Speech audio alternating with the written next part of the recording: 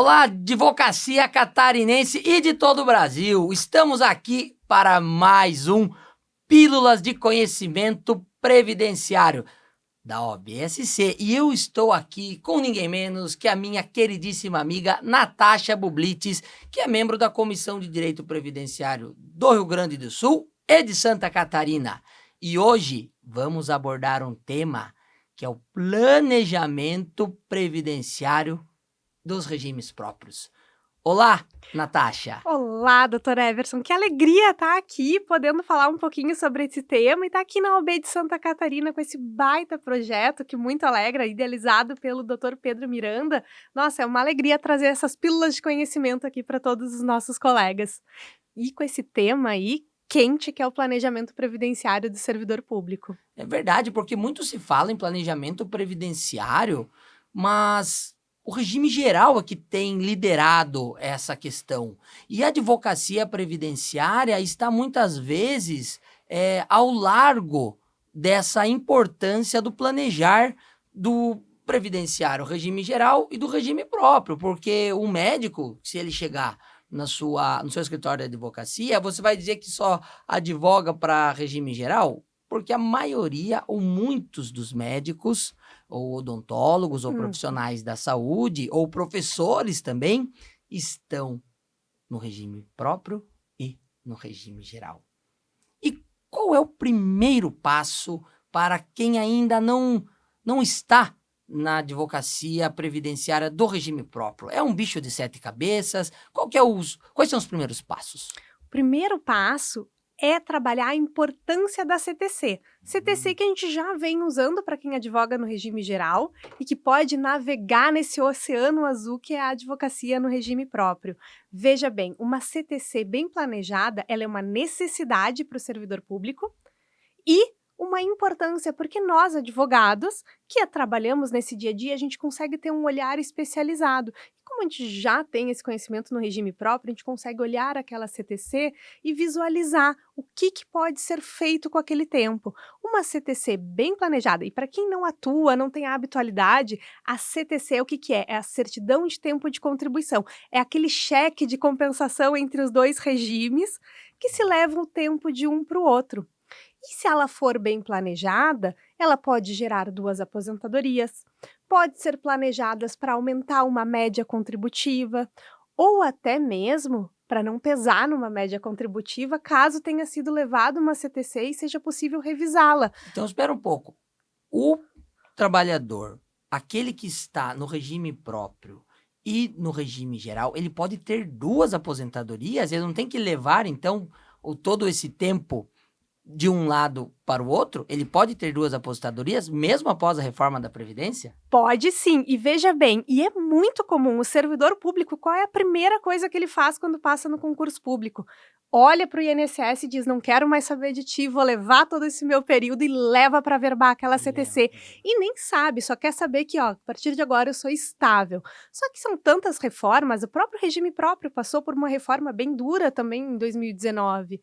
E esse servidor, às vezes, é carente de informação, de que ele pode, sim, daqui a pouco desmembrar esse período e ter 2 aposentadorias, desde que não seja períodos concomitantes. E o alerta, né? Muitos servidores não têm períodos concomitantes. Ou, como mencionaste, os médicos, professores são áreas que têm cumulação de cargo. Então, nesses casos, podem ter 2, 3 aposentadorias em regimes distintos. Então, olha que legal esse planejamento. Outra coisa que o servidor faz quando leva essa CTC é não observar tempo especial.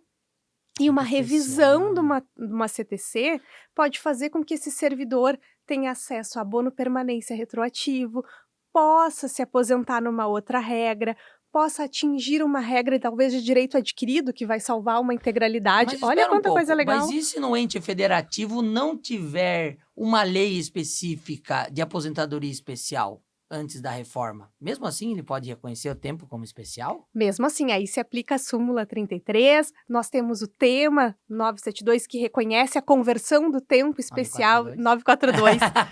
Assopraram aqui os adversários. Que ele autoriza, né, a conversão do tempo especial em comum. Sim. Então, sim, é possível buscar mesmo para os entes que não fizeram a reforma. Que legal. Então, nós temos aqui já um panorama. Nós temos as possibilidades de ter mais de uma aposentadoria.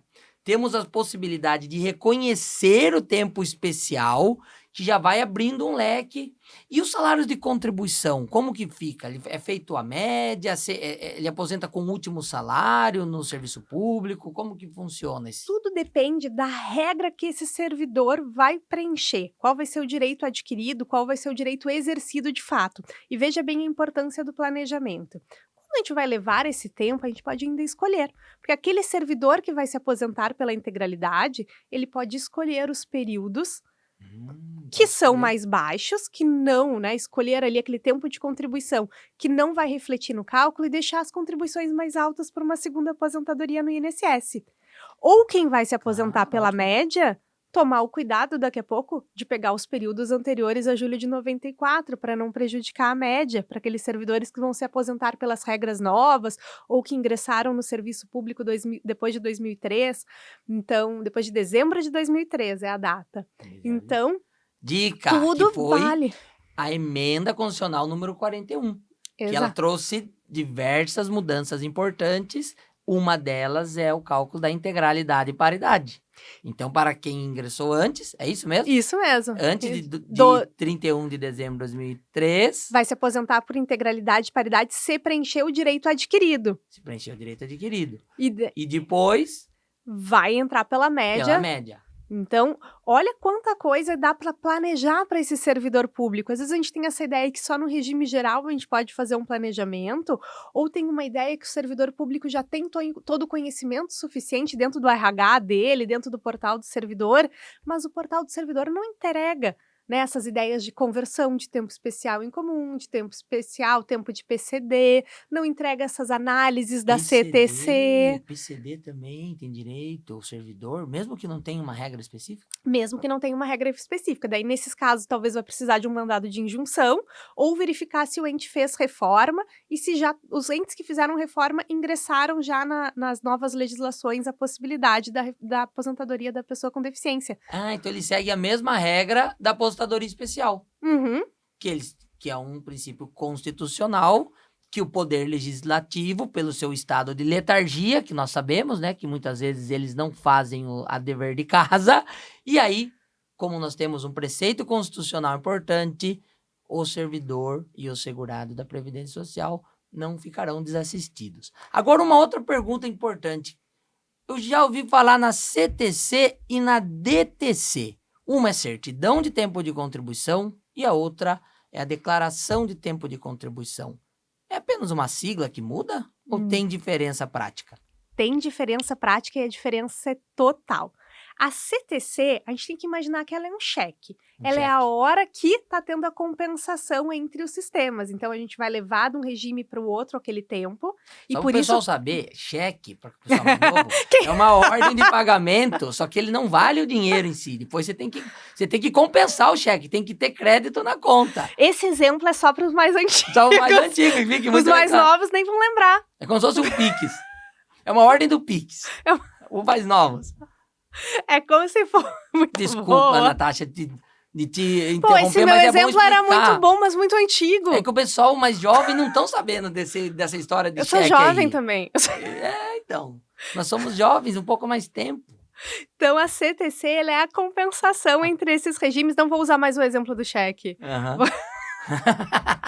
É muito datado. É muito datado. Então, a CTC ela leva um período para o outro regime. E é quando depois eles vão poder se compensar financeiramente, quando esse período vai ser efetivamente, né, migrado de um regime para outro. A DTC, ela é uma declaração. E ela, o que ela tem o cunho? De informar o outro ente, por exemplo, quando é um servidor, um empregado público, né? A DTC, ela vai informar as informações daquele período e principalmente para que o outro regime saiba o que tem naquele sistema, como que é a vinculação daquele servidor. Então, a DTC ela tem essa função diferente, mais de informação, enquanto a CTC ela é, sim, aí o meio, né, probatório de migração desse tempo de contribuição. Então, em suma, a CTC é quando você desaverba de um lado e leva para o outro, e a DTC é quando a contribuição já foi para o lugar certo, onde E vai daí ser tá utilizado. declarando, isso. Só está declarando para o lugar certo. Isso Muito mesmo. interessante. E Oi, pode falar.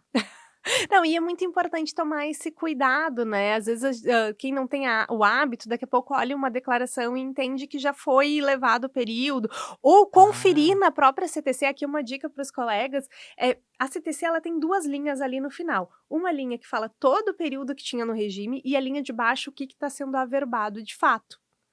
Então, às vezes, está ah. ali naquela CTC, são 843 dias, mas foram levados 130 dias. E é aquela informação que a gente tem que prestar atenção quando a gente for revisar uma Ah. CTC ou quando a gente vai conferir se a CTC que a gente pediu a emissão está correta, né? Para não ter pra pessoa achar que tem um tempo a mais e, na Uhum. verdade, passar um parecer equivocado para o seu. Equivocado. Uhum. Essas Claro. 2 linhas. Para quem não está habituado, é ali que está o detalhe.